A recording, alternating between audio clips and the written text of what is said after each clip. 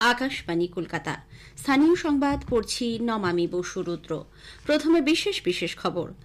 Oxford বিশ্ববিদ্যালয়ের অধীন Kellogg কলেজে ভাষণ দেওয়া সহ একগুচ্ছ কর্মসূচিতে যোগ দিতে মুখ্যমন্ত্রী মমতা ব্যানার্জি আজ লন্ডনে পৌঁছেছেন। আরজিকর মেডিকেল কলেজ হাসপাতালে নিহত চিকিৎসক ছাত্রীর বাবা মায়ের আবেদনের ভিত্তিতে কলকাতা হাইকোর্টে আগামীকাল শুনানি হবে। হাওড়ার বেলগাছিয়ায় ভাগাড়ে ধসকাণ্ডে আজ এলাকা পরিদর্শনে যান international society of waste management air and ওয়াটারের সদস্যরা। উত্তর ও দক্ষিণবঙ্গ সহ রাজ্যের সর্বত্রই আগামীকাল থেকে গরম বাড়বে। মোহনবাগান কলকাতা প্রিমিয়ার হকি লিগে চ্যাম্পিয়ন হয়েছে। আসছে বিস্তারিত খবরে।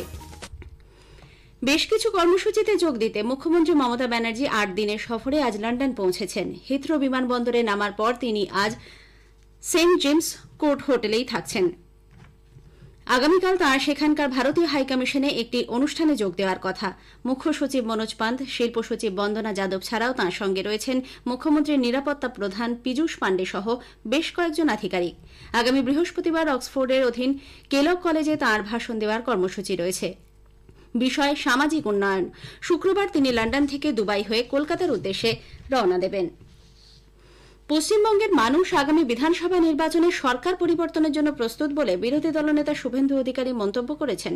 হাইকোর্টের অনুমতি নিয়ে আজ পূর্ব মেদিনীপুরের হলদিয়ায় রাজ্য জুড়ে চলা সনাতনীদের ওপর আক্রমণের বিরুদ্ধে এক প্রতিবাদ মিছিলের নেতৃত্ব দেন তিনি। মিছিল শেষে মঞ্জুশ্রী মোড়ে এক সভায় শ্রী অধিকারী বলেন, রাজ্যে শাসক দলের মদতে ছাপ্পা ভোট পড়ার ঘটনা অভ্যাসে দাঁড়িয়েছে।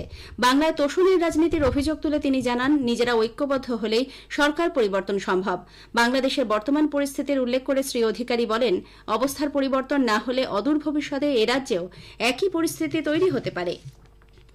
রাজ্যের শাসক দল রাজনীতি বন্ধ করলেই দেউচা পাচামিতে কাজ শুরু হওয়া সম্ভব বলে বিজেপি নেতা সতীশ চন্দ্র দুবে জানান।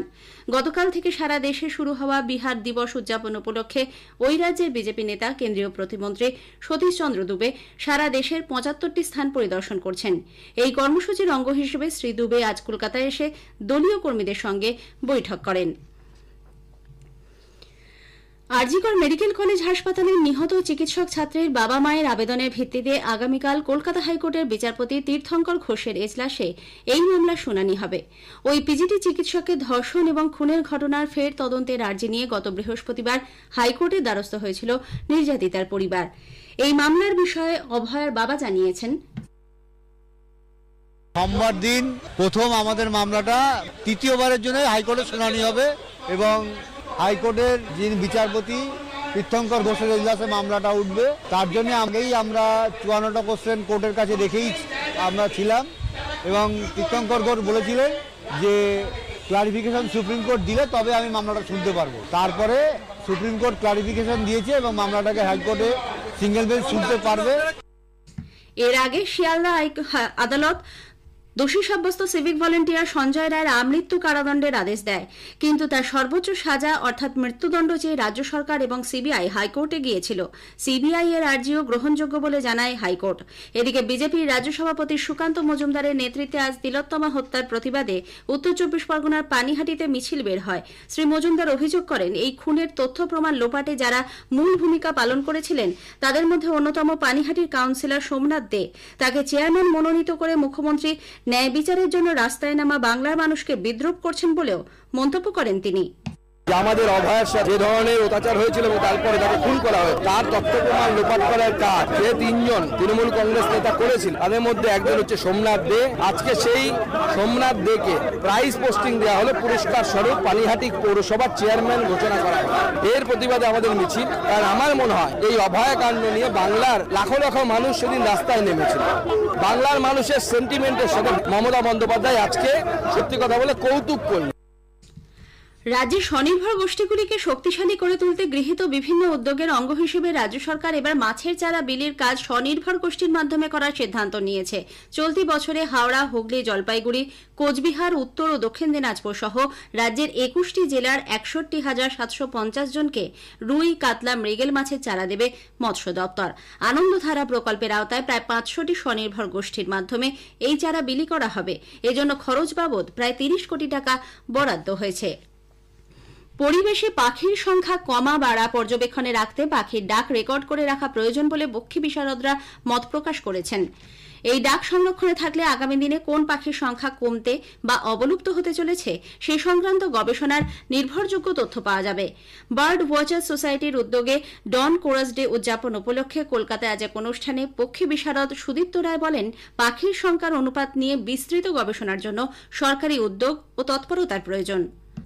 পাখিদের মুভমেন্ট যেটা এক জায়গা থেকে আরেক জায়গায় যখন এরা যায়, পরিযায়ী পাখি বলুন বা ইভেন লোকালিও পরিযায়ী হয়, অনেক সময় হিমালয় থেকে নিচের দিকে নেমে আসে, এই সময়গুলো পুরো পাল্টে যাচ্ছে, ঘেঁটে যাচ্ছে। যেরকম ফুল অনেক আগে ফুটে যাচ্ছে অথবা অনেক পরে ফুটছে, এটাও যেরকম হচ্ছে, পাখিদের মুভমেন্টও সেইভাবে এফেক্টেড হচ্ছে।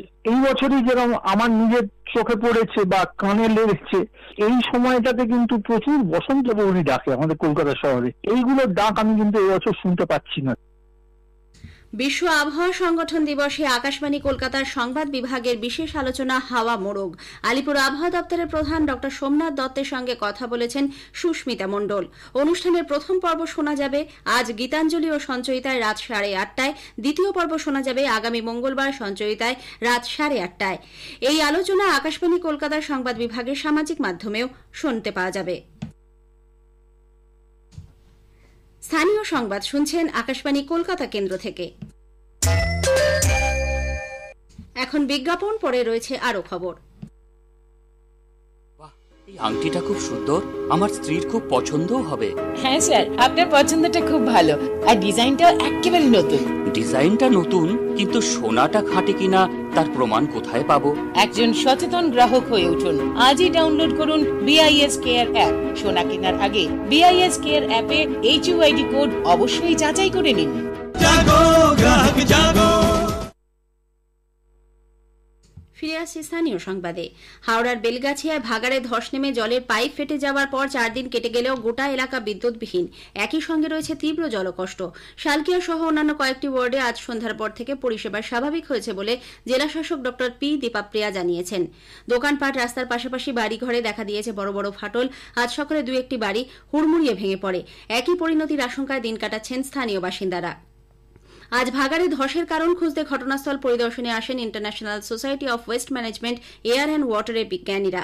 অবিলম্বে ভাগাড়ে বর্জ্য ফেলা বন্ধ করতে হবে বলে জানান ওই দলের সদস্য ডক্টর সাধন ঘোষ। তিনি বলেন, বর্জ্য থেকে উৎপন্ন হওয়া মিথেন গ্যাসের কারণেই এই বিপত্তি। এই অবস্থাটাকে আমরা ভয়াবহ হিসেবে চিহ্নিত করতে পারি। তাহলে সলিউশনটা কোথায়? এই dumping ground immediately closure notice দিয়ে বন্ধ করে দিতে হবে। কোনো ডাম্পিং করা চলবে না। 2 নম্বর, এখানে যে যারা যারা অ্যাফেক্টেড ফ্যামিলি, তাদেরকে রিহ্যাবিলিটেট করতে হবে ইমিডিয়েটলি এবং এখান থেকে ইভ্যাকুয়েট করতে হবে। আমি শুনেছি যে কিছু লোককে বুঝি সরিয়েছে, কিন্তু যারা যারা অ্যাফেক্টেড, যে সমস্ত বাড়ি অ্যাফেক্টেড, সবাইকে সরাতে হবে, তা নাহলে আর একটা ডিজাস্টার হবে। থার্ড হলো উইদিন 1 কিলোমিটার এটার কোনো ডাম্পিং করা চলবে না, কোনো ওয়েস্ট নিয়ে এখানে ফেলা চলবে না। উত্তর 24 পরগনার কামারহাটি পুরসভার 29 নম্বর ওয়ার্ডে চৌধুরীপাড়া এলাকার প্রায় 40 জন ডায়রিয়ায় আক্রান্ত হওয়ায় চাঞ্চল্য ছড়িয়েছে। দিন 5 ধরে পেটে ব্যথা, বমি উপসর্গ নিয়ে বেশ কয়েকজন স্থানীয় হাসপাতালে ভর্তি।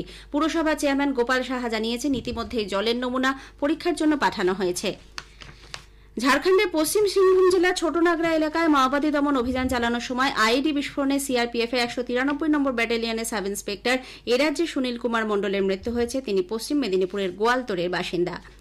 উত্তর ও দক্ষিণবঙ্গ সহ রাজ্যের সর্বত্রই আগামীকাল থেকে গরম বাড়বে।